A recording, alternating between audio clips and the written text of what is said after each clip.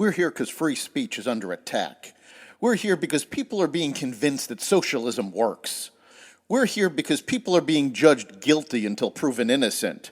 We are fighting back with facts. This is not a safe zone, so buckle up, Buttercup. This is the raw, naked truth.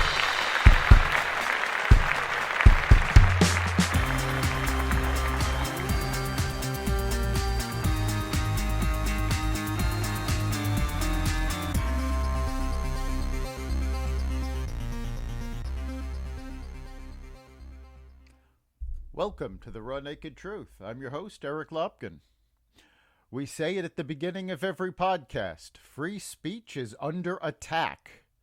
A bipartisan panel on civil liberties at Yale Law School was disrupted last week when more than 100 law students tried to drown out and intimidate the speakers, who eventually needed police to escort them out of the building. The panel was supposed to show that a liberal atheist and a Christian conservative could agree on issues of free speech.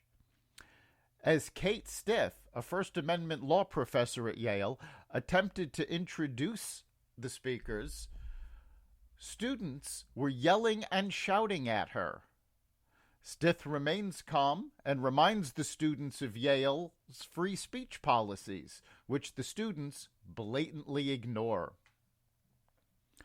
The school's Federalist Society hosted the March 10th panel, which featured Monica Miller of the Progressive American Humanist Association and Kristen Wagoner of the Conservative Alliance Defending Freedom. About 120 student protesters showed up with signs attacking the ADF to shout down the speakers, with one reportedly recorded on audio telling a member of the conservative group that she would, quote, literally fight you. Of course, we're not going to say that on the air. The students continued to shout down Wagoner as she attempted to speak, calling out her support of women in athletics and smearing her reputation. Alliance Defending Freedom represents several female track athletes in a lawsuit that hopes to protect women's sports from unfair competition. Wagoner has argued in front of the Supreme Court twice, which is no small feat. These students should admire Wagoner's accomplishments. Instead, they fear her views and try to restrict her ability to speak. Quote, "It was disturbing to witness law students whipped into a mindless frenzy. I did not feel it was safe to get out of the room without security," Wagoner said. This wasn't a protest. This was physical intimidation and bullying that took place in the presence of Yale administration, she continued. "I just want to underscore the importance that Yale administrators shouldn't be cowering to mobs. They should be insisting on embracing a culture of free speech."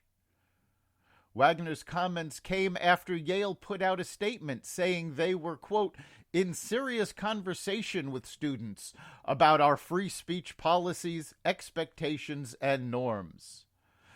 Yale's statement stopped short of condemning their behavior. According to Wagoner, the students were not only physically intimidating the other students and the speakers, they were pounding on the walls, blocking the exits, and disrupting the event throughout. A federal judge said law students who disrupt free speech panels should be noted in an email to colleagues following reports of the incident. The latest events at Yale Law School, in which students attempted to shut down speakers participating in a panel discussion on free speech, prompt me to suggest that students who are identified as those willing to disrupt any such panel discussion should be noted, Judge Lawrence Silberman of the U.S. Court of Appeals for the D.C. Circuit said in an email to his fellow Article 3 judges. Silberman continued, "All federal judges and all federal judges are presumably committed to free speech, should carefully consider whether any student so identified should be disqualified from potential clerkships. Yale Law School clearly needs to do a better job of teaching its students what the meaning of freedom of speech is. Freedom of speech means you don't have to agree with everything that is said, but the people you don't agree with have the right to say it. You can debate them. You can argue with them. You can make your point in a cogent manner. But trying to shut down free speech is a violation of everything America stands for. That's the raw, naked truth. If you have a topic you'd like us to look into, you can contact us at xvadio.com/connect. You can hear this as well as the rest of the Xvadio podcast network at xvadio.com/podcasts, the Apple Podcasts app, Google Podcasts, Spotify, iHeartRadio, Stitcher, Amazon Music, Audible, and wherever you find podcasts. We'll see you next time.